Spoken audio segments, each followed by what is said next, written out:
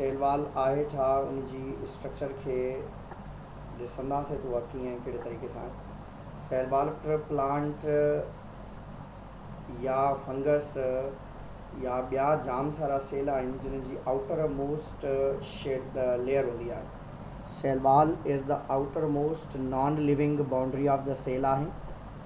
Sale जी सभ खां ॿाहिरीं जेका लेयर आहे उहा सेल वाल आहे। Cell wall is the outer most non living boundary आहे। This is the cell wall ऐं अंदर हीअ न्यूक्लियस अवेलेबल आहे। हमेशा सेल वाल सेल मेम्ब्रेन जे ॿाहिरां अवेलेबल हूंदी।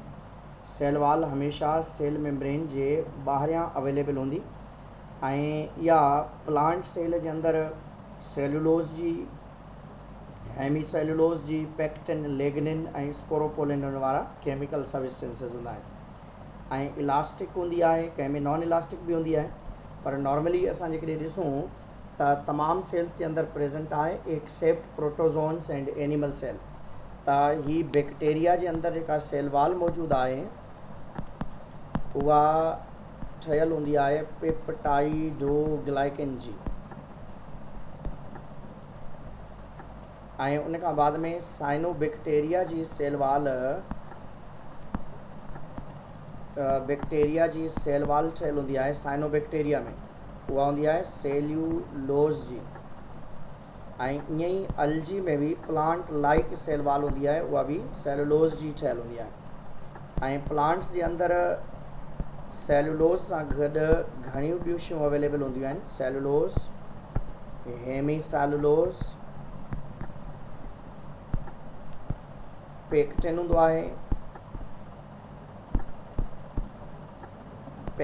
आहे, लिग्निन हूंदो आहे, स्पोरोपोलिन हूंदो आहे, सब इरिन हूंदो आहे, पेक्टिन हूंदो आहे, हिन में लिग्निन हूंदो आहे ऐं उन खां बाद में सब इरिन एक्सेट्रा ॿियूं शयूं अवेलेबल आहिनि। ऐं जॾहिं त फंगल सेल वाल जेका आहे, फंगस जी सेल वाल, उन में चिटन या काइटन हूंदो आहे। सेल वाल ऑलमोस्ट जानदारनि जे अंदरि अवेलेबल हूंदी आहे। बैक्टीरिया जी सेल वाल पेप्टाइडोग्लाइकन, साइनोबैक्टीरिया जी सेल वाल सेलुलोज, अल्जी जी सेल वाल सेलुलोज, प्लांट जी cell wall cellulose, hemicellulose, pectin, lignin ऐं ॿिया कुझु जीअं लिग्निन आहे, क्यूटिन आहे, सब इरिन आहे, इहे बि ॿिया सबस्टेंसेस जेके आहिनि प्लांट सेल जे अंदरि अवेलेबल हूंदा आहिनि। स्पोरोपोलिन बि हूंदो आहे। फंगल सेल वाल में चिटन या काइटन हूंदो आहे। हाणे सेल वाल जी फॉर्मेशन कॾहिं थींदी आहे, जॾहिं सेल डिवाइड थींदो आहे। For example this is a plant cell. Plant cell जे विच में सभ खां पहिरीं जेका लेयर डेवलप थींदी, फर्स्ट जेका लेयर डेवलप थींदी, that's known as middle lamella. सभ खां पहिरीं लेयर खे पाण नालो ॾींदासीं middle lamella. This is the middle layer. This is a common cementing layer in between two cells. ॿियनि सेल्स जे विच में कॉमन सीमेंटिंग लेयर हूंदी आहे जंहिंखे पाण मिडल लेमिला चवंदा आहियूं। This is made up of pectin, calcium pectin ऐं मैग्नीशियम पेक्टिन जी ठहियल हूंदी आहे। जेकॾहिं असां हिन मिडल लेमिला खे डिज़ोल्व कयूं था त ॿ सेल अल्टीमेटली हिक ॿिए खां अलॻि थी वेंदा। माना प्लांट सेल जे अंदरि ही मिडल लेमिला जेका आहे, this is a common layer. माना इहा ॿिन्हिनि सेल्स जे लाइ आहे। माना लेफ्ट वारे सेल जे लाइ बि आहे, राइट वारे सेल जे लाइ बि आहे। या चई सघो था त जेके टू नेबरिंग सेल्स आहिनि उन्हनि जे विच में जेका कॉमन लेयर हूंदी आहे उनखे पाण मिडल लेमिला चवंदा आहियूं। मिडल लेमिला खां बाद में ॿी लेयर डेवलप थींदी आहे जंहिंखे पाण प्राइमरी वाल जो नालो ॾींदा आहियूं। This is a primary wall. Primary wall जे लाइ असां चवंदा आहियूं this is the first separate layer of the cell wall. Cell wall जी पहिरीं सेपरेट लेयर ठहंदी आहे। माना मिडल लेमिला ॿिन्हिनि जे लाइ कॉमन आहे। सेल वाल जी पहिरीं जेका अलॻि लेयर डेवलप थींदी आहे उनखे पाण प्राइमरी वाल चवंदा आहियूं। ऐं प्राइमरी वाल जेका आहे, प्राइमरी वाल वारी जेका लेयर आहे उहा स्पेशली इलास्टिक हूंदी आहे, थिन हूंदी आहे ऐं इन जे अंदरि 25% सेलुलोज ऐं 50% हेमीसेलुलोज ऐं 25% जेके आहिनि अदर सबस्टेंसिस पाया वेंदा आहिनि। ऐं इन सां गॾु हिकु ॿी टी लेयर बि डेवलप थिए थी जंहिंखे पाण नालो ॾियूं था secondary wall. This is a secondary wall. हाणे इन सेकेंडरी वाल खां बाद में सेल जी सेल मेम्ब्रेन अवेलेबल हूंदी अथव। This is a cell membrane. हाणे इन लेयर खे this is known as secondary wall चइबो आहे। सभ खां पहिरीं layer that is the middle lamella, ॿिए नंबर ते प्राइमरी वाल, टे नंबर ते सेकेंडरी वाल हूंदी आहे।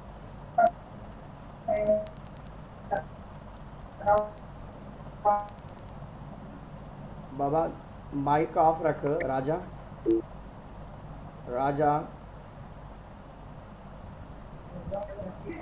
राजा माइक ऑफ रख, साइलेंट कर माइक खे। त अहिड़े तरीक़े सां पाण वटि लेयर अवेलेबल आहे। सभ खां पहिरीं प्राइमरी वाल, ॿिए नंबर ते सेकेंडरी वाल ऐं टे नंबर ते जेका आहे पहिरें मिडल लेमिला, प्राइमरी वाल, सेकेंडरी वाल, टे लेयर्स अवेलेबल हूंदियूं आहिनि। हाणे इन्हनि टिन्हनि लेयर्स खे, हीअ जेके टई लेयर्स आहिनि इन्हनि खे मिलाए करे पाण सेल वाल जो नालो था ॾियूं।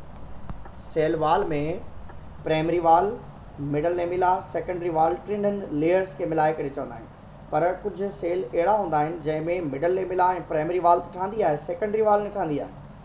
ऐं उहे स्पेशली प्लांट जेके ब्रायोफाइटा वारा प्लांट्स आहिनि उन्हनि में पैरेनकाइमा सेल्स हूंदा आहिनि ऐं उन्हनि जे अंदरि प्राइमरी वाल अवेलेबल थींदी आहे पर मिडल लेमिला न ठहंदी आहे। हाणे हिते ॾिसंदो त हिते जेकॾहिं फिगर ॿी ठाहियां मां त इन जॻह ते सभ खां पहिरें first one will be the middle lamella ठही ही, ऐं मिडल लेमिला खां बाद में ॿी प्राइमरी वाल ठहंदी ऐं प्राइमरी वाल खां बाद में ॿी वाल जेका ठहंदी उनखे पाण सेकेंडरी वाल चवंदासीं। This is a secondary wall. हाणे इन्हनि टिन्हनि लेयर्स खे मिलाए करे पाण सेल वाल जो नालो था ॾियूं। This is known age cell wall. पोइ हाणे सेल वाल खां बाद में हिन तरफ़ जेका आहे सेल मेम्ब्रेन जी फॉर्मेशन थींदी। पहिरें सेल मेम्ब्रेन हूंदी। हाणे यादि रखंदो लेयर तव्हां खां क्वेश्चन पुछियो वेंदो आहे त इन में सभ खां ॿाहिरीं लेयर कहिड़ी आहे, माना सेल मेम्ब्रेन खां वठी जेकॾहिं पुछियो वञे त सेल मेम्ब्रेन जे ॿाहिरियां लेयर जेका आहे उहा प्राइमरी सेकेंडरी वाल आहे। सेकेंडरी वाल खां बाद में प्राइमरी वाल आहे। पोइ उन खां बाद में हिकु कॉमन सीमेंटिंग लेयर आहे जंहिंखे पाण मिडल लेमिला जो नालो था ॾियूं। त पहिरें मिडल लेमिला, पोइ प्राइमरी वाल, पोइ सेकेंडरी वाल, पोइ सेल मेम्ब्रेन हूंदी आहे। माना मिडल लेमिला, प्राइमरी वाल, सेकेंडरी वाल टिन्हनि खे मिलाए करे सेल वाल जो नालो ॾिबो आहे। सेल वाल में जेके सेलुलोज मौजूदु हूंदा आहिनि उन्हनि जी अरेंजमेंट हीअ हूंदी अथव। इनखे पाण क्रिस क्रॉस अरेंजमेंट चवंदा आहिनि। क्रिस क्रॉस अरेंजमेंट जो नालो ॾिबो आहे। सेल वाल में पहिरीं लेयर जेका आहे middle lamella, this is a common cementing layer that made up of pectin, calcium pectin या मैग्नीशियम पेक्टिन जी ठहियल हूंदी आहे। Second wall is known as a primary wall that made up of 50% cellulose, sorry hemicellulose, 25% cellulose ऐं ॿिया जेके आहिनि कुझु लिग्निन, पेक्टिन ऐं ॿिया सबस्टेंसिस हूंदा आहिनि जेके 25% ठाहींदा आहिनि। सेकेंडरी वाल में सेलुलोज अवेलेबल हूंदो आहे।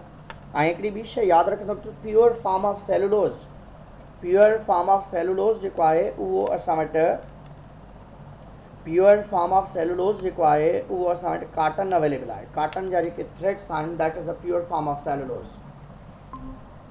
प्योर फॉर्म ऑफ सेलुलोज जेके आहिनि कॉटन थ्रेड्स आहिनि असां वटि, कॉटन जा धागा जेके आहिनि उन्हनि खे पाण प्योर फॉर्म ऑफ सेलुलोज जो नालो ॾींदा आहियूं। Cell wall, main function of cell wall छा आहे? To provide the protection, to definite shape, to give the rigidity ऐं उन खां बाद में ही एम्बाइबिशन बि करायो। एम्बाइबिशन पाण पढ़ी आयासीं चैप्टर नंबर 14 में। एडजॉर्प्शन ऑफ वाटर खे चइबो आहे बाय द हाइड्रोफिलिक पार्ट्स, माना प्लांट जा उहे पार्ट्स जेके पाणी खे एब्जॉर्ब करे फूलजी वेंदा आहिनि, स्वेलअप थी वेंदा आहिनि। जीअं चणो पाणी में विझंदा आहियो त उहो स्वेलअप थी वेंदो आहे, काठी लकड़ी पाणी में विझंदा आहियो त उहा स्वेलअप थी वेंदी आहे, उनखे पाण एम्बाइबिशन जो नालो ॾींदा आहियूं। ऐं इन खां बाद में इन जो कमु आहे it form the frame of the cell, cell जी फ्रेम ठाहे थो। ऐं एम्बाइबिशन फ्रेम ऑफ एब्जॉर्प्शन खां बाद में ही हाइड्रोफिलिक अथव। This is the hydrophilic structure, माना this is responsible for the absorption of water. पानी खे एब्जॉर्ब करण जे लाइ ही रिस्पॉन्सिबल आहे। This is a criss cross arrangement. Criss cross arrangement में छा हूंदो आहे, सेल्यूलोज जा थ्रेड्स अहिड़े तरीक़े सां डेवलप थींदा आहिनि ईअं, ऐं उन्हनि सेल्यूलोज जे मथां वरी ॿिया सेल्यूलोज जा धागा अहिड़े तरीक़े सां जुड़ियल हूंदा आहिनि ईअं, माना डिफरेंट एंगल्स में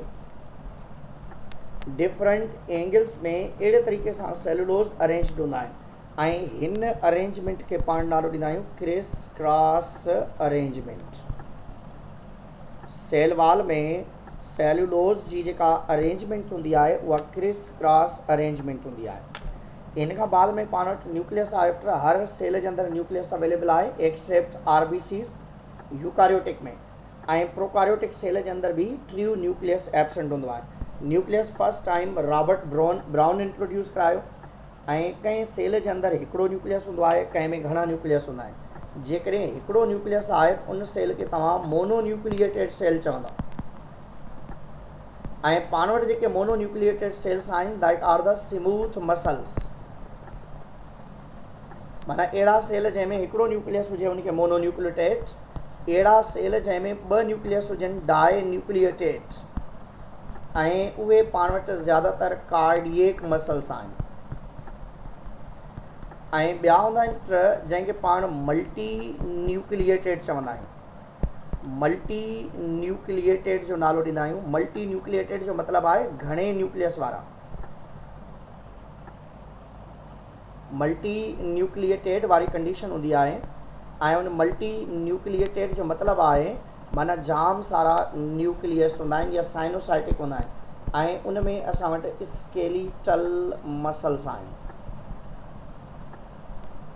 one are the smooth muscles, हिकिड़ा उहे मसल्स जेके स्मूथ जंहिंमें असां वटि हिकिड़ो न्यूक्लियस पर सेल हूंदो आहे मोनोन्यूक्लिएटेड, ऐं ॿिया हूंदा आहिनि जंहिंमें ॿ न्यूक्लियस हूंदा आहिनि, उनखे डाई न्यूक्लिएटेड चइबो आहे या बाई न्यूक्लिएटेड चइबो आहे, ऐं ॿिया हूंदा आहिनि मल्टी न्यूक्लिएटेड स्केलेटल मसल्स जेके आहिनि मल्टी न्यूक्लिएटेड आहिनि।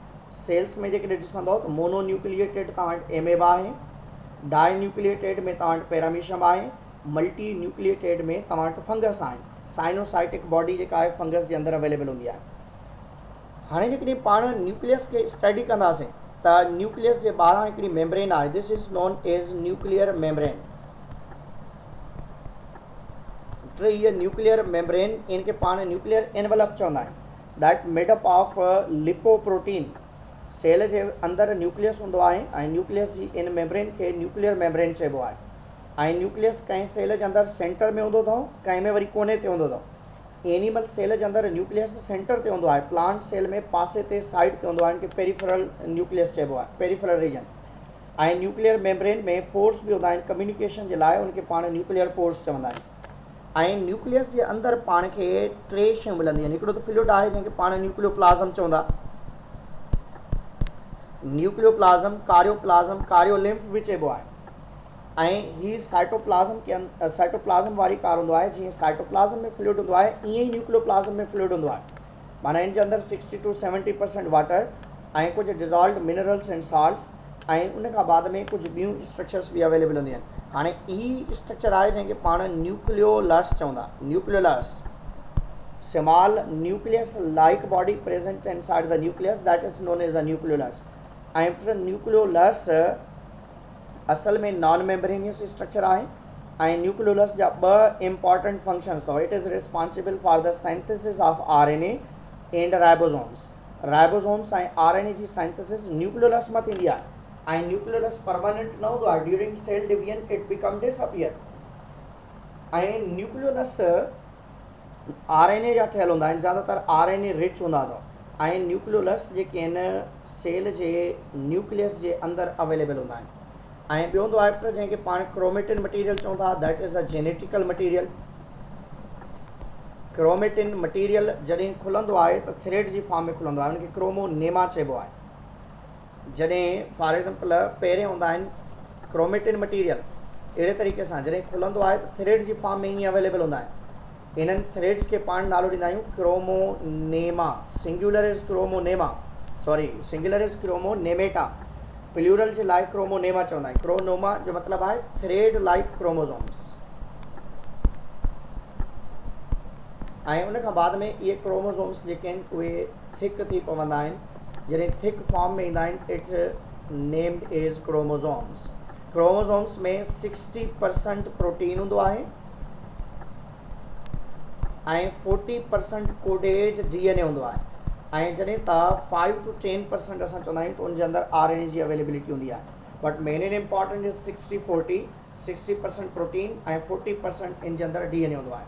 ऐं हर जानदार जे अंदरि नंबर ऑफ क्रोमोसोम्स स्पीशीज़ जे लिहाज़ सां अलॻि हूंदा आहिनि। बैक्टीरिया जे अंदरि हिकिड़ो क्रोमोसोम हूंदो आहे छो जो हेप्लाइड आहिनि, ऐं पेनिसिलियम जे अंदरि पाण खे 2 क्रोमोसोम्स मिलंदा आहिनि, ऐं इन खां बाद में पाण वटि पी मटर जेको आहे उनजे अंदरि 14 क्रोमोसोम्स आहिनि।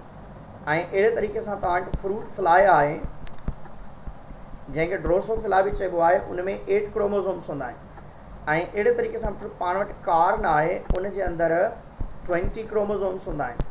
फ्रॉग आहे, उनमें 26 क्रोमोसोम्स हूंदा आहिनि। ऐं उन खां बाद में पाण वटि हनी बीज जेके आहिनि, हनी बीज जे अंदरि माखी जे अंदरि मेल आहे, उनमें 16 क्रोमोसोम्स हूंदा, फीमेल आहे उनजे अंदरि 32 क्रोमोसोम्स हूंदा, छो जो हिन में पार्थिनोजेनेसिस थींदी आहे, त इन करे।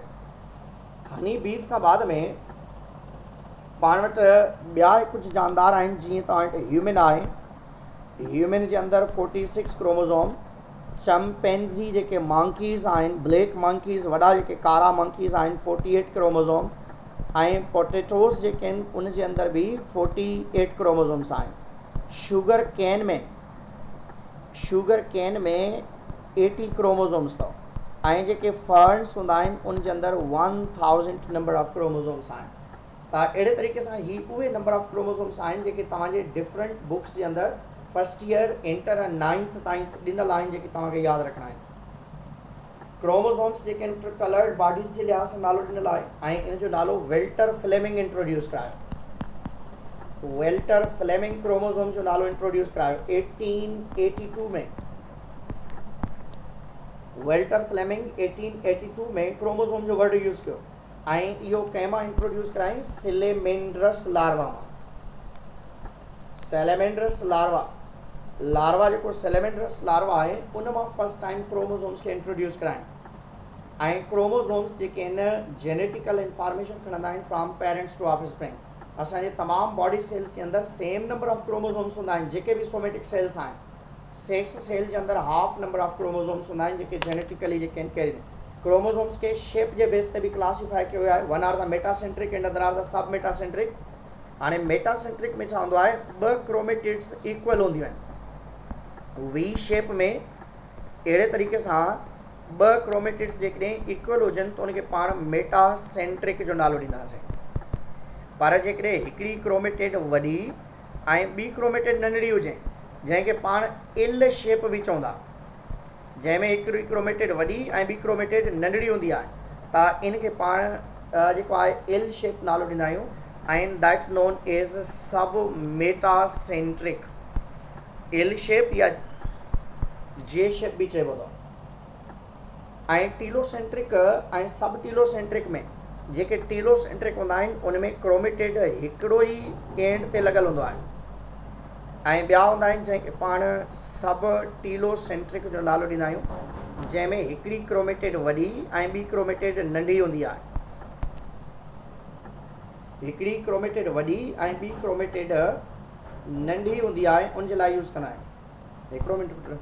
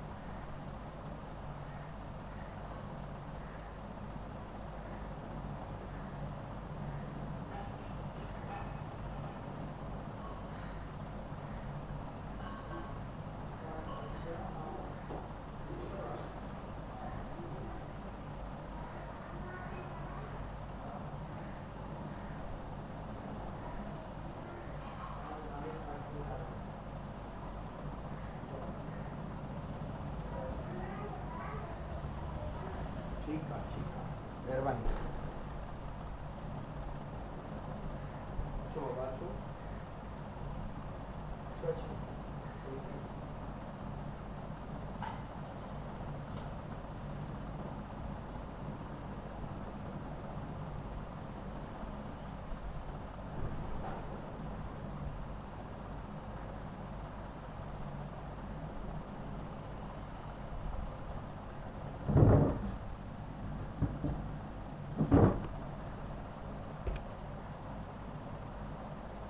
सॉरी बेटा। त हाणे केतिरे ते पहुतासीं? ही आहे हिन आवाज़ अचे पियो मुंहिंजो? आवाज़ अचे पियो? Okay okay good. त ही टीलोसेंट्रिक आहे। इन में टीलोसेंट्रिक में this type of chromosome centromere is located at the end हूंदो आहे। सब टीलोसेंट्रिक में it is a rod like chromosomes हूंदा आहिनि with small and one is the large chromatid हूंदो आहे। ऐं क्रोमोसोम्स खां बाद में पाण ईंदासीं साइटोप्लाज़म ते। साइटोप्लाज़म में जेकॾहिं पाण स्टडी कयूं साइटोज़ त सेल जे लाइ यूज़ कंदा आहियूं। साइटोप्लाज़म जे अंदरि टे शयूं हूंदियूं अथव। One is known as cytosol cell liquid, ऐं ॿियो हूंदो आहे ऑर्गेनिल। जी हाँ बताएं।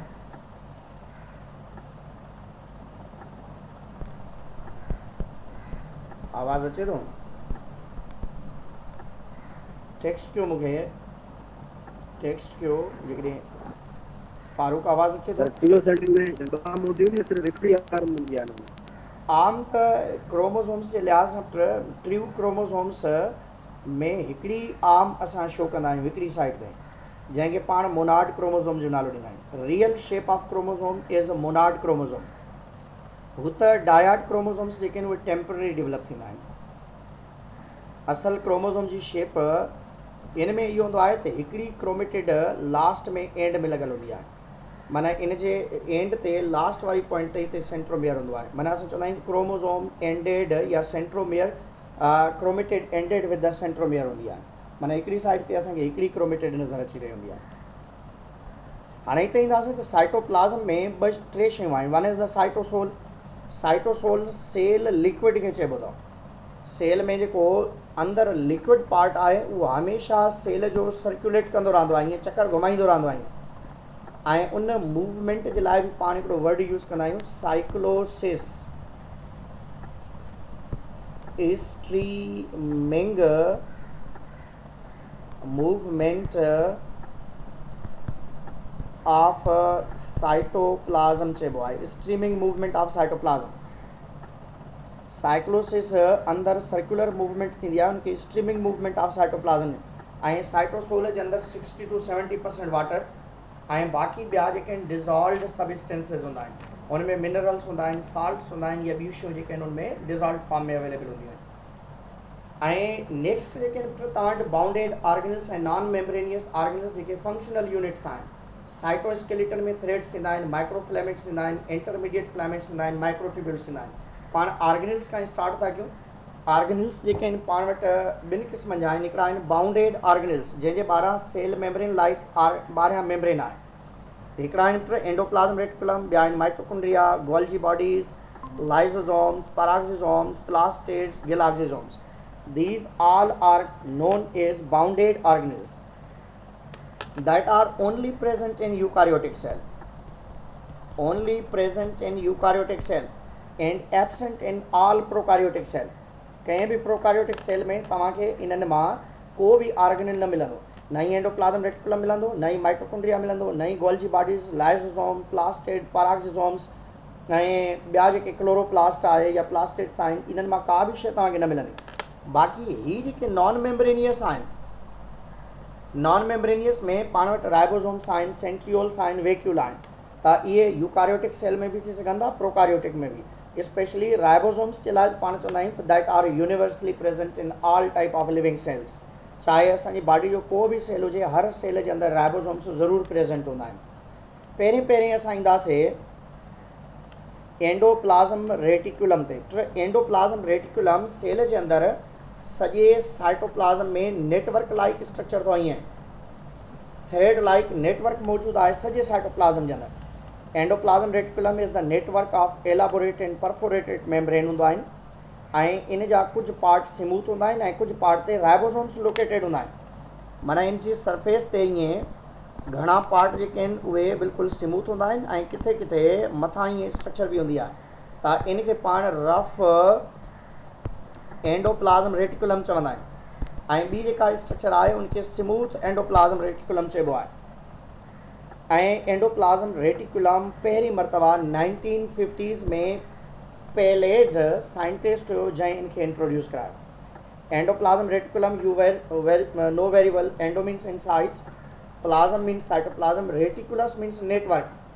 माना सेल जे साइटोप्लाज़म में नेट लाइक ॼारी नुमा नेटवर्क लाइक हिकिड़ी स्ट्रक्चर मौजूदु आहे जंहिंखे पाण एंडोप्लाज़म रेटिकुलम चवंदा ऐं इन जे नंढनि नंढनि थ्रेड्स खे धागनि खे पाण सिस्टरनी जो नालो ॾींदा आहियूं। एंडोप्लाज़म रेटिकुलम में पहिरियों आहे रफ एंडोप्लाज़म रेटिकुलम जंहिंजी सरफेस ते राइबोसोम्स अवेलेबल आहिनि ऐं इन खे ॿियो नालो ॾिबो अथव ग्रेन्यूलेटेड एंडोप्लाज़म रेटिकुलम आल्सो। ऐं इन जो मेन फंक्शन आहे इट प्रोवाइड सरफेस एरिया या sites to the ribosomes for the protein synthesis. माना प्रोटीन सिंथेसिस के प्लॉट ॾिए थो, जगह प्रोवाइड करे थो प्रोटीन सिंथेसिस जे लाइ। राइबोसोम्स के रफ एंडोप्लाज़म रेटिकुलम हिकिड़ी जगह प्रोवाइड करे थो त जीअं आसानी सां प्रोटीन सिंथेसिस जो प्रोसेस करे सघे। ऐं राइबोसोम्स रफ एंडोप्लाज़म रेटिकुलम असांजे तमामु उन्हनि पार्ट्स जे अंदरि अवेलेबल आहे जिते जिते प्रोटीन सिंथेसिस जो प्रोसेस घणो थींदो आहे, जीअं लिवर सेल्स आहिनि, मसल्स आहिनि या उहे ग्लैंड्स जेके प्रोटीन सिंथेसिस जो प्रोसेस घणो कंदा आहिनि। त हाणे रफ एंडोप्लाज़म रेटिकुलम स्पेशली पोलीसोम जो बि कमु कंदो आहे। पोलीसोम्स जो मतिलबु इहो आहे त हिकिड़ो mRNA घणनि राइबोसोम्स मां गुज़रंदो आहे ऐं सेम टाइप जो प्रोटीन ठाहींदो आहे, त अहिड़ी कंडीशन खे पाण नालो ॾींदा आहियूं पोलीसोम्स जो। स्मूथ एंडोप्लाज़म रेटिकुलम जी सरफेस ते राइबोसोम्स बिल्कुलु ई न आहिनि हूंदा ऐं प्योर एंडोप्लाज़म रेटिकुलम हूंदो आहे या क्लियरली एंडोप्लाज़म रेटिकुलम चई सघो था ऐं इन जा जाम सारा फंक्शन्स आहिनि। माना जेको SER आहे, नॉन ग्रेन्यूलेटेड एंडोप्लाज़म रेटिकुलम आहे, ई सेल जे साइटोप्लाज़म जे अंदरि पाथवे ॾिए थो, पाथवेज ठाहे थो या उन खां बाद में सेल जे अंदरि इंफ्रास्ट्रक्चर ठाहे थो ऐं सेल जे अंदरि डिटॉक्सिफिकेशन करे थो। पर ऑक्सीसोम्स ऐं स्मूथ एंडोप्लाज़म रेटिकुलम लिवर ऐं किडनी सेल में घणा पाया वेंदा आहिनि ऐं इन्हनि जो कमु हूंदो आहे कैटलेज एंजाइम्स जी मदद सां जेको पाण टॉक्सिक मटीरियल खाऊंदा या अल्कोहल ड्रिंक कयूंदा उन्हनि खे H2O2 खे ब्रेक करे करे वाटर ऐं ऑक्सीजन में ब्रेक कराईंदो आहे। ऐं smooth endoplasm reticulum lipid synthesis करे थो ऐं इन लिपिड में जेको कोलेस्ट्रोल मौजूदु आहे उन कोलेस्ट्रोल जी सिंथेसिस बि कराए थो ऐं ॿियो उन खां बाद में कोलेस्ट्रोल खे हीअ विटामिन D में बि कन्वर्ट करे थो in the presence of sunlight. ऐं विटामिन D जी प्रेजेंस में कैल्शियम खे बि स्टोर कराए थो। माना it is also responsible to store the calcium. Smooth endoplasm reticulum cell जे अंदरि पाथवेज ठाहे थो, इंफ्रास्ट्रक्चर ॾिए थो, माना रस्ता ठाहे थो, डिटॉक्सिफिकेशन जो प्रोसेस कराए थो, लिपिड सिंथेसिस करे थो, कोलेस्ट्रोल सिंथेसिस कराए थो, कोलेस्ट्रोल खे विटामिन D में कन्वर्ट करे थो ऐं कैल्शियम खे बि स्टोर करण में मदद करे थो। स्मूथ एंडोप्लाज़म रेटिकुलम जंहिंमें बहितर वर्क कंदो आहे उनमें विटामिन D घणो ठहंदो आहे। ऐं जेके आहिनि अफ्रीकन बदुइन्स आहिनि, कुझु अफ्रीका जा लोकल माण्हू आहिनि, उहे माण्हू पंहिंजे छोकिरियुनि खे गर्ल्स खे थिक क्लॉथ्स पाराईंदा आहिनि त उन्हनि जी बॉडी जे अंदरि पेनिट्रेशन ऑफ सनलाइट न थी सघंदी आहे। सनलाइट न लॻण जे करे उन्हनि में विटामिन D जी फॉर्मेशन न थींदी आहे, तंहिंजे करे उन्हनि जा बोन्स जेके आहिनि एतिरा मज़बूत न आहिनि हूंदा। कॾहिं कॾहिं त बोन्स जेके आहिनि अल्टीमेटली टुटी पवंदा आहिनि या घणी देरि ताईं उहे ॿार हली फिरी चुरी बि न सघंदा आहिनि। स्मूथ एंडोप्लाज़म रेटिकुलम खां बाद में पाण वटि इन जा जर्नल फंक्शन्स आहिनि। इट प्रोवाइड मैकेनिकल सपोर्ट या मैट्रिक्स ठाहे थो साइटोप्लाज़म जे अंदरि, सिंथेसाइज़ करे थो जेको आहे अंदरि साइटोप्लाज़म जे अंदरि जेको आहे मटीरियल्स खे। कोलेस्ट्रोल ही प्रोटीन्स के सिंथेसिस करे थो, कोलेस्ट्रोल के सिंथेसिस करे थो, लिपिड के सिंथेसिस करे थो ऐं सेल जे साइटोप्लाज़म जे अंदरि ट्रांसपोर्ट कराए थो। ऐं इन खां बाद में नॉर्मली जेको आहे provide passage for the genetical material. Cell जे साइटोप्लाज़म ऐं न्यूक्लियस जे विच में जेका कम्युनिकेशन हूंदी आहे जेकॾहिं का बि शइ ट्रांसपोर्ट करणी आहे त उनखे ट्रांसपोर्ट करण जे लाइ बि ही पर्टिकुलर स्पेस प्रोवाइड करे थो। हाणे एंडोप्लाज़्म रेटिकुलम पहिरों पॉइंट थोड़ा वरी सुनो। सेल जे साइटोप्लाज़्म जे अंदरि मैकेनिकल सपोर्ट ॾिए थो। हीउ ॾिसो अंदरि ही स्ट्रक्चर ठाही आहे मूं त अंदरि अहिड़े तरीक़े सां सपोर्ट ॾिए थो। ही स्ट्रक्चर ठही आहे जेका साइटोस्केलेटन वारी कार कमु करे थी।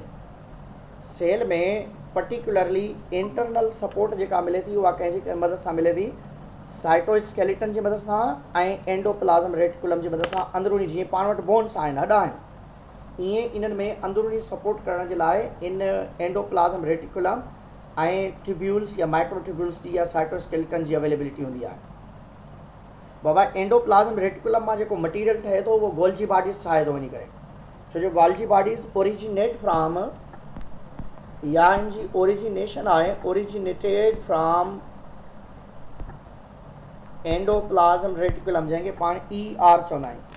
एंडोप्लाज़्म रेटिकुलम खे कैमेलो गोल्जी डिस्कवर कयो 1898 में, तंहिंजे करे हिन जो नालो रखियलु आहे गोल्जी बॉडीज़। ऐं इनखे पास्ट में प्लांट्स जे अंदरि डिक्टायोज़ोम्स चयो वेंदो हुयो। गोल्जी बॉडीज़ प्लांट्स जे अंदरि हिक खां वधीक हूंदियूं आहिनि ऐं एनिमल्स जे अंदरि हिकिड़ी हूंदी आहे, हिकिड़ी ठही या हिकिड़ी स्ट्रक्चर हूंदी आहे। ही गोल्जी बॉडीज़ अथव ही वारियूं। This is known as rough endoplasm reticulum या एंडोप्लाज़्म रेटिकुलम मां मटीरियल हिते स्टोर थिए थो। This is a Golgi body. पोइ गोल्जी बॉडीज़ मां डिफरेंट थिंग्स जेके आहिनि उहे डेवलप थींदियूं आहिनि। हाणे ही गोल्जी बॉडी जी स्ट्रक्चर आहे। हिते जेकॾहिं ॾिसंदासीं पाण इन गोल्जी बॉडी खे, ही स्ट्रक्चर गोल्जी बॉडी जी आहे। ईअं एनिमल सेल में अहिड़ी हिकिड़ी स्ट्रक्चर हूंदी आहे गोल्जी बॉडी जी, जॾहिं त प्लांट सेल में अहिड़ियूं जाम सारियूं गोल्जी बॉडीज़ स्ट्रक्चर्स अवेलेबल हूंदियूं आहिनि। हाणे एंडोप्लाज़्म रेटिकुलम मां जेको मटीरियल ठहे थो उहो अची करे हिते स्टोर थिए थो। हाणे गोल्जी बॉडीज़ जी उहा साइड जिते स्टोरेज थिए थी उनखे सिस फेस चइबो आहे। माना गोल्जी बॉडीज़ जो उहो पार्ट जिते मटीरियल स्टोर थिए थो उनखे सिस फेस चइबो आहे। ऐं इन्हनि स्टिक्स खे पाण सिस्टर नी जो नालो ॾींदा आहियूं।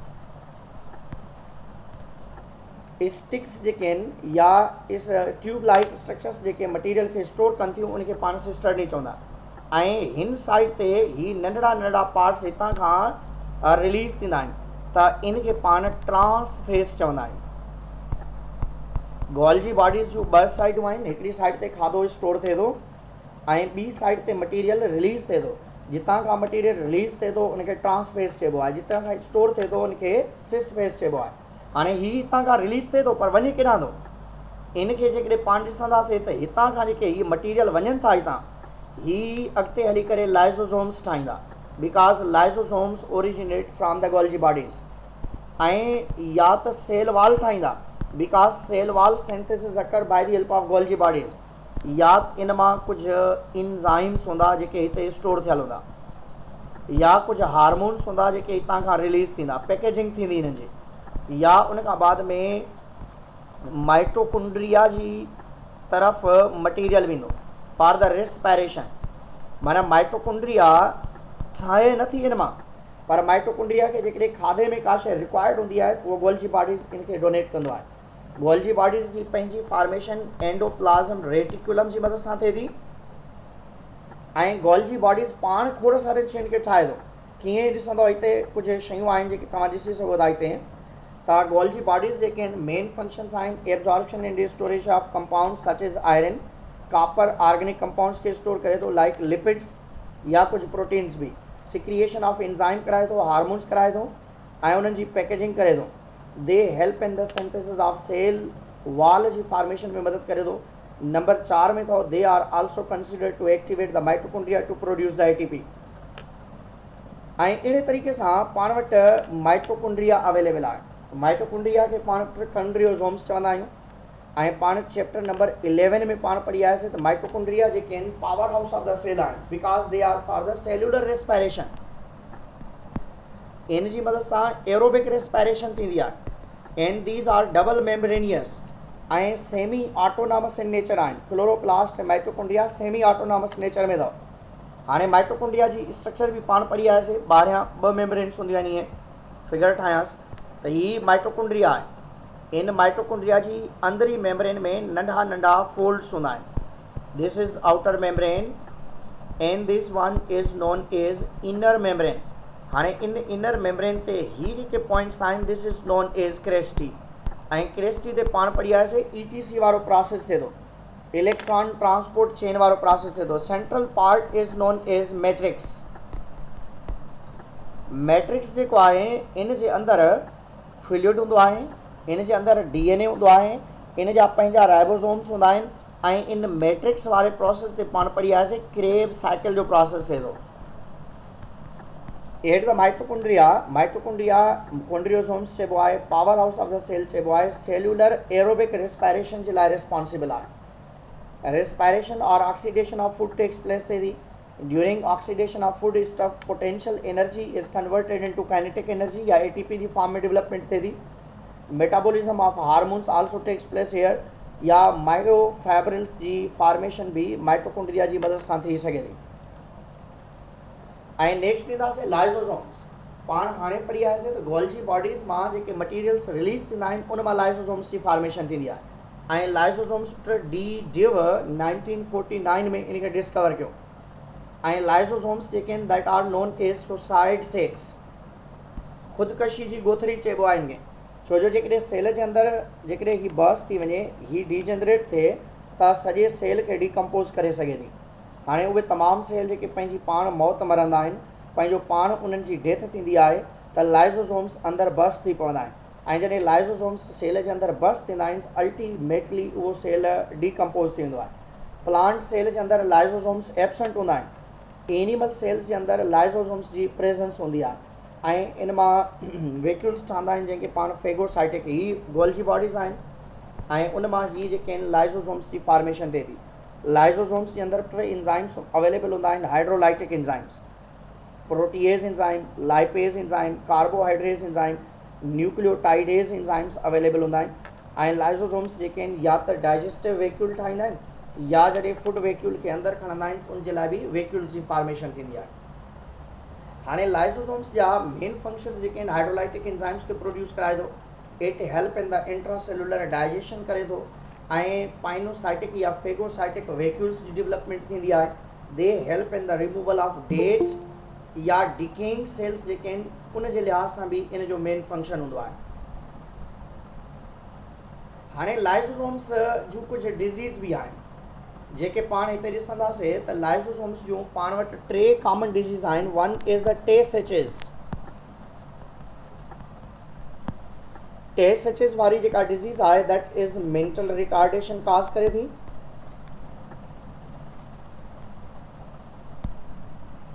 ऐं उन खां बाद में इन में ब्लाइंडनेस थिए थी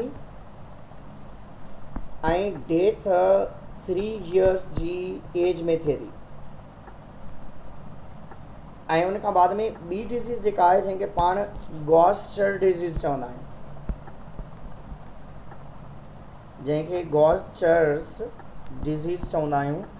ऐं उन में लिवर ऐं स्प्लीन जी इनलार्जमेंट थींदी आहे. ऐं उन खां बाद में मेंटल रिटार्डेशन थींदी आहे पर ॿलूतणे में, कंहिं ॿार में, माना हर हिकिड़े में न थींदी आहे मेंटल रिटार्डेशन.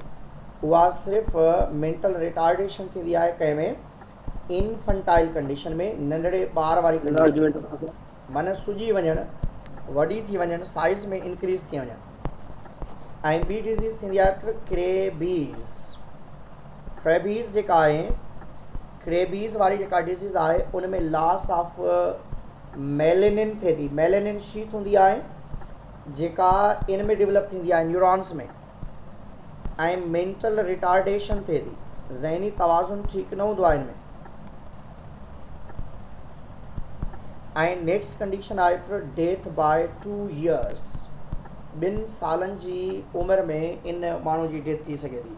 पहिरीं मरतबा लाइसोसोम्स जे लाइ जंहिं कमु कयो 1965 में, that was the Belgium, hers Belgium. Belgium जो जेको आहे, हर्स ऑफ बेल्जियम जो जेको आहे उन पहिरीं मरतबा इनखे आइडेंटिफाई कयो. ऐं अॼु ताईं तक़रीबन 30 मुख़्तलिफ़ बीमारियूं जेके आहिनि उहे डिस्कवर थी चुकियूं आहिनि इन लाइसोसोम्स जे एबनॉर्मल वर्किंग या फंक्शन जे लिहाज़ सां. ऐं पहिरीं मरतबा जेको आहे अल्फा ग्लूकोसाइडेज एंजाइम्स जे लिहाज़ सां या अल्फा ग्लूकोसाइडेज एंजाइम्स जी एबनॉर्मल फंक्शन जे लिहाज़ सां हिते जेको आहे नॉर्मली जेको आहे फर्स्ट टाइम डिस्कवरी थी। हाणे पाण ईंदासीं प्लास्टिड्स जी तरफ़। You know very well about the plastids. Plastids are very important छो जो तमामु जेके प्लांट्स आहिनि ऐं अलजी आहिनि ऐं युगलीना वारा जानदार आहिनि। अलजी ऐं युगलीना वारा जानदार जेके आहिनि इन्हनि जे अंदरि प्लास्टिड्स जी अवेलेबिलिटी आहे ऐं प्लास्टिड्स खे पाण लिविंग पिगमेंट्स चवंदा आहिनि। ऐं प्लास्टिड जे लाइ तव्हां चई सघो था त प्लास्टिड्स लिविंग पिगमेंट्स आहिनि ऐं प्लास्टिड्स जेके आहिनि डिफरेंट कलर्स ॾींदा आहिनि ऐं उन्हनि जा मुख़्तलिफ़ फंक्शन्स आहिनि। प्लास्टिड्स जा पाण वटि 3 मेन टाइप्स आहिनि। One is the chromoplast, other one is the chloroplast, third one is the leucoplast. Chromoplast जेके आहिनि डिफरेंट कलर्स ॾींदा आहिनि। ग्रीन कलर खां अलावा जेके बि कलर्स आहिनि, प्लांट जे फ्लावर जो कलर आहे, पिंक कलर आहे, येलो कलर आहे या ॿिया जेके बि कलर्स तव्हांखे प्लांट खे लीफ खे जेके फ्लावर खे कलर मिलंदा आहिनि उहे ज़्यादातर क्रोमोप्लास्ट जे करे आहिनि। ऐं क्रोमोप्लास्ट स्पेशली पोलिनेशन में मदद कंदो आहे ऐं उनजो मल्टीपल कलर जेको आहे अट्रैक्ट करे थो कंहिंखे इंसेक्ट्स खे। ऐं इंसेक्ट्स जॾहिं उते अचनि था उतां खां पोलन ग्रेन्स खणी करे मेल खां फीमेल पार्ट ताईं पहुचाइनि था। ऐं इन सां गॾु ॿिया कलर्स बि आहिनि जेके ज़ेंथोफिल ऐं कैरोटिनॉइड्स वारा कलर्स आहिनि। ऐं पाण चैप्टर नंबर 2 में पढ़ी आयासीं त जेके टर्पीनॉइड्स हूंदा आहिनि उन्हनि में हिकिड़ो टाइप आहे कैरोटिनॉइड्स, उहे तमामु जा तमामु क्लोरोफिल खे छॾे करे ॿिया तमामु जेके आहिनि उहे क्रोमोप्लास्ट जे अंदरि अवेलेबल हूंदा आहिनि। क्रोमोप्लास्ट ऐं क्लोरोप्लास्ट जे अंदरि सिर्फ़ु फ़र्क़ु एतिरो आहे त क्रोमोप्लास्ट जे अंदरि तमामु पिगमेंट्स हूंदा आहिनि क्लोरोफिल खे छॾे करे। Chloroplast U know very well that is a double membrane bounded organelle आहे ही। ऐं क्लोरोप्लास्ट जेके आहिनि सेमी ऑटोनॉमस इन नेचर आहिनि ऐं इन्हनि जी जेकॾहिं स्ट्रक्चर पाण ठाहींदासीं त पाण खे इन माइटोकॉन्ड्रिया वारी कार नज़र ईंदी, पर इन जो 2 मेम्ब्रेन्स आहिनि। These are known as 2 membranes. हाणे हिकिड़ी आउटर मेम्ब्रेन आहे, ॿी inner membrane. And these both membranes are smooth, they are no any kind of folds. ऐं इन जे अंदरि जेको रिमेनिंग ही पार्ट आहे इन खे पाण स्ट्रोमा चवंदा आहियूं। ऐं इन स्ट्रोमा जे अंदरि केल्विन साइकिल थिए थो या इन जे लाइ पाण नालो ॾींदा आहियूं डार्क रिएक्शन थिए थो। ऐं इन स्ट्रोमा जे अंदरि बि पंहिंजो DNA अवेलेबल आहे, पंहिंजा एंजाइम्स आहिनि, पंहिंजा राइबोसोम्स आहिनि, प्रोटीन सिंथेसिस ऐं तमामु शयूं जेके आहिनि अंदरि इन स्ट्रोमा जे अंदरि पंहिंजो पाण ई थींदियूं आहिनि। ऐं अंदरि ॿी हिकिड़ी स्ट्रक्चर अवेलेबल आहे अहिड़े तरीक़े सां। This whole structure is known as granum. ऐं इन जे हिकिड़ी स्ट्रक्चर खे पाण थैलाक्वाइड जो नालो ॾींदा आहियूं। ऐं इन जो मेन फंक्शन पाण चैप्टर 11 में पढ़ी आयासीं त लाइट रिएक्शन आहे। तंहिंजे करे क्लोरोप्लास्ट खे पाण kitchen of the cell plant बि चई सघूं था छो जो इन जे अंदरि तमामु फोटोसिंथेटिक मैकेनिज़म्स जेके आहिनि इन क्लोरोप्लास्ट जे अंदरि थींदा आहिनि। It give green colour. Plant जा तमामु ग्रीन पार्ट्स जेके लीव्स आहिनि उन्हनि जे अंदरि क्लोरोप्लास्ट जी अवेलेबिलिटी हूंदी आहे। ऐं जेकॾहिं क्लोरोप्लास्ट प्लांट जो डेथ करे थो वञे त ज़्यादातर प्लांट भी डेथ करे सघे थो छो जो प्लांट जी autotrophic nature that's totally concerned with the chloroplast आहे। ऐं कंहिं बि सिंगल सेल जे अंदरि तक़रीबन 20 to 40 क्लोरोप्लास्ट अवेलेबल हूंदा अथव। ऐं ॿी पाण जर्नली डिस्कशन करे आयासीं, ॿियो आहे ल्यूकोप्लास्ट। ल्यूकोप्लास्ट जेके आहिनि प्लांट जा वाइट कलर्ड पार्ट न हूंदा आहिनि इहे, पर इनखे असल में वाइट कलर जो नालो ॾिबो आहे। Leucoplast is not white coloured. Leucoplast असल में वाइट कलर्ड आहे कोन, पर इन जे लाइ चयो वेंदो आहे they are transparent that are present in underground part of the plant.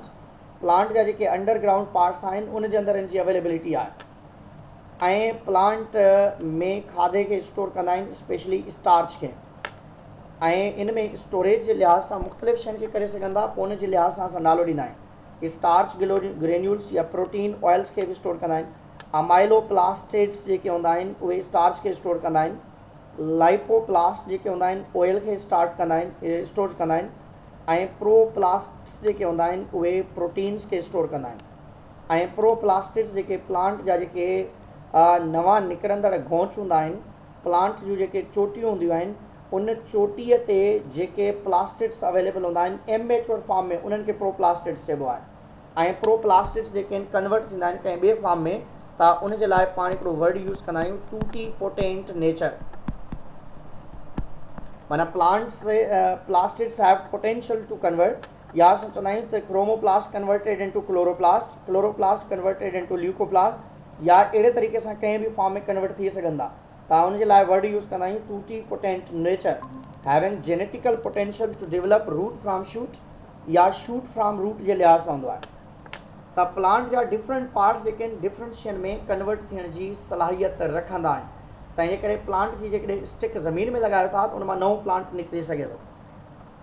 बाबा पर ऑक्सीसोम्स जेके आहिनि ही स्पेशली डीटॉक्सिफिकेशन कंदा आहिनि स्मूथ एंडोप्लाज्म रेटिकुलम वारी का पर ऑक्सीसोम्स जेके आहिनि हाइड्रोजन पर ऑक्साइड, माना का बि शइ पाण टॉक्सिक खाऊं था त उन टॉक्सिक मटीरियल मां H2O2 निकिरंदो आहे ऐं इन H2O2 खे कैटलेज इंजाइम्स जी मदद सां कन्वर्ट कबो आहे वाटर ऐं ऑक्सीजन जे फ्री रेडिकल में।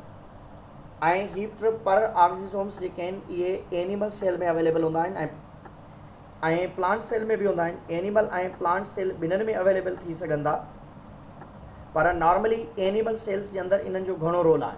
ऐं इन खे बि 1965 में डी जेव साइंटिस्ट हुयो जंहिं पहिरीं मरतबा इंट्रोड्यूस कयो फ्रॉम द लिवर सेल। असांजा जेके लिवर सेल्स आहिनि डी जेव थो UEVE लिवर सेल्स मां इंट्रोड्यूस करायो। ऐं पर ऑक्सीसोम्स असांजी बॉडी जे अंदरि डीटॉक्सिफिकेशन जो मेन फंक्शन कंदा। डीटॉक्सिफिकेशन जो मतिलबु आहे remove the toxic effect of the drug, माना ऑलमोस्ट जेका पाण अल्कोहल ड्रिंक कंदा आहियूं या यूज़ कंदा आहियूं त उनखे डीटॉक्सिफाई करण जे लाइ असां वटि पर ऑक्सीसोम त इन में पर ऑक्सीसोम्स जेके आहिनि that are more in number specially in the hepatic cell and kidney cell, माना किडनी ऐं लिवर जे अंदरि पर ऑक्सीसोम्स ऐं स्मूथ एंडोप्लाज्म रेटिकुलम जी क्वांटिटी घणी हूंदी आहे। ऐं ॿिया आहिनि पाण वटि गिल ऑक्सीसोम्स खे गिल ऑक्सीसोम्स चइबो ई हुनजे करे आहे छो जो ही फैटी एसिड्स खे लिपिड्स के कार्बोहाइड्रेट जी फॉर्म में कन्वर्ट कंदो आहे। फैटी एसिड्स खे ही कार्बोहाइड्रेट जी फॉर्म में कन्वर्ट कंदो आहे, या असां चवंदा आहियूं त ग्लूकोज जी फॉर्म में कन्वर्ट कंदो आहे। ऐं इन जो कमु फोटोसिंथेसिस जे लिहाज़ सां आहे ऐं रेस्पिरेशन में भी मदद करे थो। ऐं ही प्लांट जे अंदरि ज़्यादा पाया वेंदा आहिनि या प्लांट्स जे अंदरि अवेलेबल हूंदा आहिनि। पर ऑक्सीसोम्स ऐं गिल ऑक्सीसोम्स ॿिन्हिनि खे माइक्रो बॉडीज़ चइबो थो, ॿिन्हिनि खे, because that are single membrane bounded organelles and small in size. Peroxisomes and glyoxysomes खे माइक्रो बॉडीज़ चइबो आहे। ऐं ॿई जेके नंढड़ियूं पिचकड़ियूं बॉडीज़ हूंदियूं आहिनि जेके सेल्स जे अंदरि अवेलेबल हूंदियूं आहिनि। साइटोस्केलेटन खे पाण लास्ट में डिस्कस कयूं था, पहिरीं अचूं था पाण राइबोसोम्स की तरफ। राइबोसोम्स जेके मेम्ब्रेन नॉन मेम्ब्रेनियस आहिनि ऐं इनखे पेलेड आइडेंटिफाई कयो। राइबोसोम्स जेके आहिनि RNA रिच हूंदा अथव, that possess RNA and very minute quantity या स्मॉल क्वांटिटी ऑफ प्रोटीन इन सां गॾु अवेलेबल हूंदो आहे। RNA रिच हुअण जे करे पाण खे राइबोसोम्स चवंदा आहियूं। राइबोसोम्स न्यूक्लियोलस मां ठहंदा आहिनि ऐं साइटोप्लाज्म जे अंदरि वर्क कंदा अथव। ऐं राइबोसोम्स यूनिवर्सली प्रेजेंट अथव तमामु सेल्स जे अंदरि, चाहे तव्हांजा सोमेटिक सेल्स हुजनि, चाहे तव्हांजा सेक्स सेल हुजनि, चाहे यूकारियोटिक सेल हुजे, चाहे प्रोकारियोटिक सेल हुजे। राइबोसोम्स पाण खे डिफरेंट शेप्स में मिलंदा आहिनि। बाबा राइबोसोम्स जेके आहिनि प्रोकारियोटिक सेल में स्मॉल साइज हूंदा आहिनि ऐं यूकारियोटिक सेल जे अंदरि लार्ज साइज हूंदा आहिनि। ऐं राइबोसोम्स जेके आहिनि पाण खे 8 शेप स्ट्रक्चर में मिलंदा आहिनि। उनजो हिकिड़ो यूनिट हूंदो आहे जंहिंखे पाण स्मॉल यूनिट चवंदा आहियूं ऐं ॿियो हूंदो आहे जंहिंखे पाण लार्ज यूनिट चवंदा आहियूं। स्मॉल यूनिट खे केप शेप चइबो आहे, लार्ज यूनिट खे डोम शेप चइबो आहे। स्मॉल ऐं लार्ज यूनिट जॾहिं पाण में मिलंदा आहिनि 8 शेप स्ट्रक्चर जी फॉर्मेशन थींदी आहे। ऐं इहे स्ट्रक्चर्स जेके राइबोसोम्स जा आहिनि टिनी ग्रैन्यूल्स लाइक हूंदा आहिनि, 8 शेप स्ट्रक्चर में असांखे नज़र ईंदा आहिनि। ऐं सभु यूनिट्स हूंदा आहिनि, इनजी साइज़ 2.5 नैनोमीटर ताईं थी सघे थी तक़रीबन। ऐं इन्हनि खे पोलीसोम्स बि चइबो आहे। ऐं 5 खां 50 नंढड़ा राइबोसोम्स जेके आहिनि गॾियल हूंदा आहिनि। हाणे ही पोलीसोम्स आहिनि, माना इन ते एंडोप्लाज्म रेटिकुलम सां हाणे हिकिड़ो ई mRNA आहे। ॾिसो ही हिकिड़ो ई mRNA खोड़ सारे राइबोसोम्स मां गुज़रे थो ऐं इन मां सेम टाइप जो प्रोटीन ठहंदो। जेकॾहिं 5 राइबोसोम्स हूंदा त बि एक जहिड़ो प्रोटीन ठाहींदा, 50 राइबोसोम्स हूंदा त बि एक जहिड़ो ठहंदा। माने जॾहिं घणी ज़रूरत हूंदी आहे प्रोटीन्स जी तॾहिं इहे राइबोसोम्स जी जेका आहे ज़्यादातर एट वंस अवेलेबिलिटी हूंदी आहे हुन मां। ऐं एंडोप्लाज़्म रेटिकुलम जे मथां अवेलेबल हुअण जो बि मेन मक़सदु इहो आहे त जाम सारा राइबोसोम्स जेके आहिनि लाइनअप थियल हूंदा आहिनि, हिकिड़ो mRNA हुन मां गुज़रंदो, वरी ॿिए मां गुज़रंदो, 3 मां गुज़रंदो ऐं सेम टाइप जा प्रोटीन्स जल्द अज़ जल्द जेके आहिनि तव्हांखे ठही करे मिलंदा आहिनि। राइबोसोम्स जेके आहिनि तमामु सेल्स जे अंदरि अवेलेबल हूंदा आहिनि, चाहे यूकारियोटिक हुजे चाहे प्रोकारियोटिक हुजे। इन खां बाद में ईंदासीं पाण वटि आहिनि सेंट्रीओल्स। सेंट्रीओल्स जेके आहिनि that are made up of 9 triplets of microtubules. Ribosome centrioles जेके आहिनि उनमें टे ट्रिपलेट्स हूंदा आहिनि, टे जेके आहिनि स्ट्रक्चर्स अवेलेबल हूंदियूं आहिनि। अहिड़े तरीक़े सां ही स्ट्रक्चर आहे, माना 3 सेंट्रीओल्स में टे जेके आहिनि ट्रिपलेट्स पाण में नंढा नंढा ट्यूब्स अवेलेबल आहिनि। ॾिसो 3 माइक्रोट्यूब्यूल्स या ट्रिपलेट्स अवेलेबल आहिनि उहो ई आहे। ऐं अंदरां तव्हांखे स्टार शेप हिकिड़ी स्ट्रक्चर बि नज़र थी अचे। त इन जे इन हिकिड़े स्ट्रक्चर खे पाण सेंट्रीओल जो नालो ॾींदा आहियूं। ॿिन्हिनि खे जेकॾहिं मिलाईंदासीं त that's known as centrosome. One is known as a centriole ऐं ॿिन्हिनि खे मिलाए करे सेंट्रोसोम जो नालो ॾिबो आहे। One is known as a centriole, ॿिन्हिनि खे मिलाए करे सेंट्रोसोम चइबो आहे। सेंट्रीओल्स जेके आहिनि इन में 9 ट्रिपलेट्स हूंदा अथव। इन खे जेकॾहिं काउंट करणु चाहियो तव्हां काउंट करे सघो था 1 2 3 4 5 या हिते अचोसि 1 2 3 4 5 6 7 8 9 जेके आहिनि 9 ट्रिपलेट्स अवेलेबल हूंदा आहिनि। हाणे सेंट्रीओल में अरेंजमेंट हूंदी आहे 9+0, माना इन जे सेंटर में कुझु बि न आहे। पर फ्लैजिला ऐं सीलिया जी अरेंजमेंट साॻी हूंदी आहे, पर उन जे अंदरि सेंट्रली जेके आहिनि इहे अवेलेबल हूंदा आहिनि। तंहिंजे करे असां उन चवंदा आहियूं त 9+1 या 9+2 अरेंजमेंट हूंदी आहे। Flagella cilia that look is like the centriole but that have central arrangement change. त उन में जेका सेंट्रल अरेंजमेंट चेंज हूंदी आहे उन में 9+1 या 9+2 अरेंजमेंट हूंदी आहे। सेंट्रीओल्स एनिमल सेल में प्रेजेंट, जॾहिं त प्लांट सेल जे अंदरि एबसेंट हूंदा आहिनि ऐं फंगस जे अंदरि बि एबसेंट हूंदा अथव। सेंट्रीओल्स खे जेकॾहिं तव्हां ॾिसंदव त सेंट्रीओल्स जो कमु आहे सेल डिवीजन में मदद करणु। ही पाण वटि सेंट्रीओल्स आहिनि, इन जे ॿाहिरां नंढड़ा नंढड़ा थ्रेड्स निकिरंदा आहिनि। इन्हनि खे पाण नालो ॾींदा आहियूं astral spindles. These are known as a astral spindle। वरी सेंटर में क्रोमोसोम्स अचनि था। हाणे क्रोमोसोम्स ताईं जेके सेंट्रीओल्स खां एतिरे ताईं स्पाइंडल पहुचनि था, दैट्स नोन एज डिसकंटिन्यूअस स्पाइंडल्स। ऐं ॿिया उहे हूंदा आहिनि जेके सेंट्रीओल टू सेंट्रीओल हूंदा आहिनि, that's known as continuous spindles. Centriole जो कमु सेल डिवीजन में आहे, सेल डिवीजन कराइणु आहे।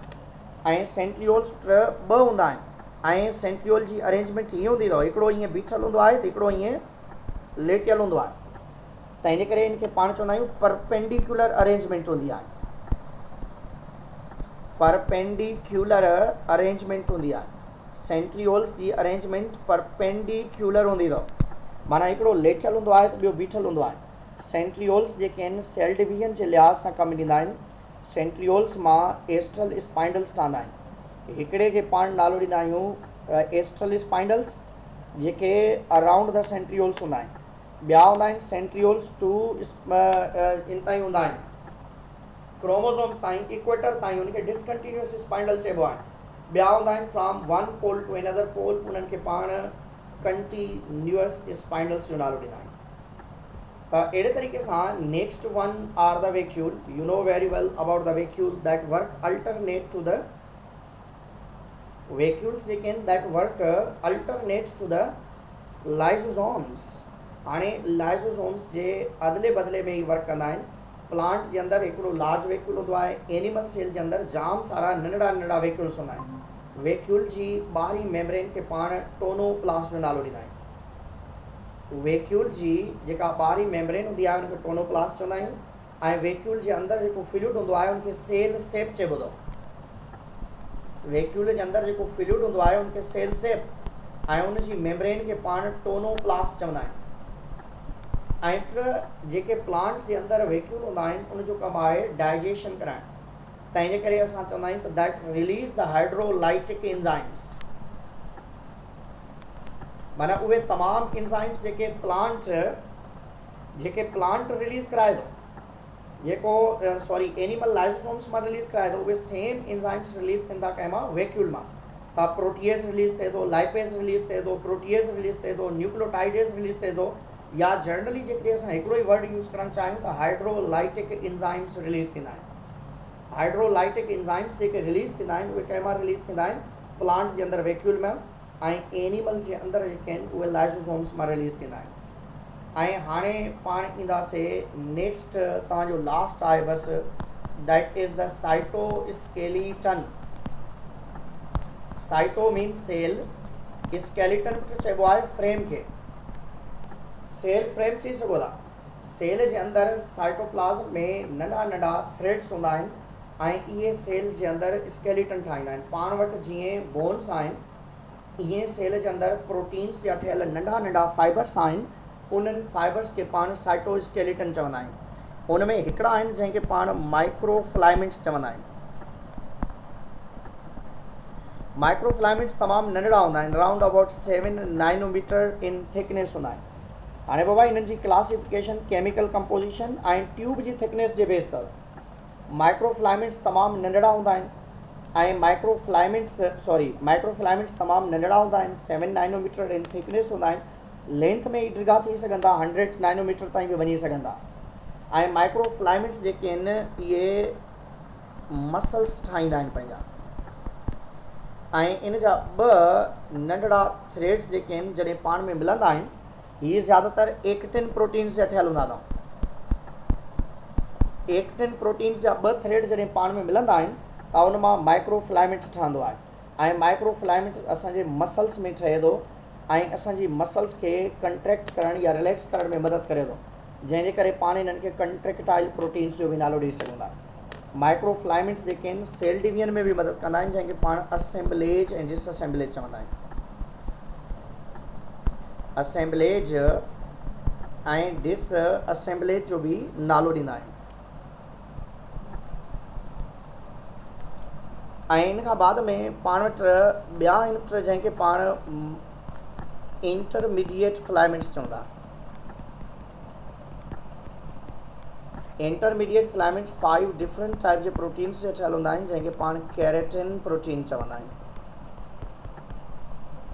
ऐं केरेटिन प्रोटीन्स नेल्स में अवेलेबल हूंदा आहिनि, हेयर्स में अवेलेबल हूंदा आहिनि, या ही तव्हांजा हार्ड बॉडी पार्ट्स जेके आहिनि उहे डेवलप कंदा आहिनि, that are not for the cell division. ऐं इन्हनि जी साइज 8 to 11 नैनोमीटर हूंदी आहे। and these are not for the cell division या not for assemblage and disassemblage हूंदा अथव। इन्हनि जो कमु सेल डिवीजन में न हूंदो आहे, बाक़ी इंटरनली सेल खे रिजिड करणु, सेल खे सपोर्ट करणु, सेल खे मेंटेन करण जे लाइ हूंदा आहिनि। इंटरमीडिएट प्रोटीन्स जेके आहिनि, फिलामेंट्स जेके आहिनि, that are present in your hairs, nails में प्रेजेंट हूंदा आहिनि, या स्किन जा कुछ सेल्स हूंदा आहिनि जिन्हनि जे अंदरि अवेलेबिलिटी हूंदी आहे। नंबर 3 आहे पाण वटि माइक्रो ट्यूब्यूल्स हूंदा आहिनि, that are made up of tubulin protein. Tubulin proteins जा ठहियल हूंदा आहिनि, ऐं इन्हनि जी size about 25 nanometer in diameter हूंदी आहे, माना थिकनेस में डिघा हूंदा आहिनि, ये थिकनेस में मोटा हूंदा आहिनि। ऐं माइक्रोफिलामेंट्स जेके आहिनि असांजी बॉडी जे अंदरि सेल डिवीजन बि कराइनि था, माना असेंबलेज ऐं डिसअसेंबलेज बि कराइनि था, सेंट्रीओल्स खे बि ठाहिनि था, ऐं उन खां बाद में मूवमेंट